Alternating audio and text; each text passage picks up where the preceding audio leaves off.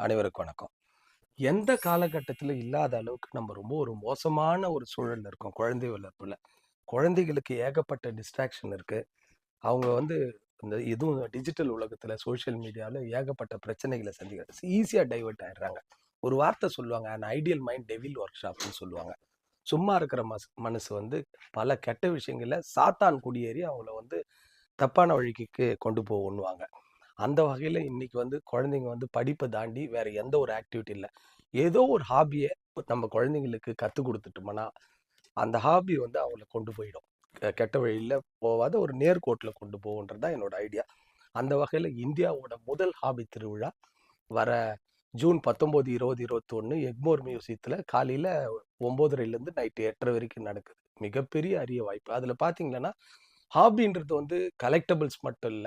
Stamp collection, coin collection, camera collection, அது மாரி உலகத்துல பாருங்க இது ஏகப்பட்ட இந்த மாரி கலெக்ஷன்ஸ்லாம் இருக்கு. அத தாண்டி க ஸ் ஹாபின்றத பொறுத்தவரைக்கும் ஒரு கார்டனிங்கா இருக்கலாம், ஒரு டிராயிங்கா இருக்கலாம், ஒரு பெட் அனிமல்ஸ் வளர்க்குறது, போன்சாய் வளர்க்குறது, ஒரு ஸ்போர்ட்ஸு.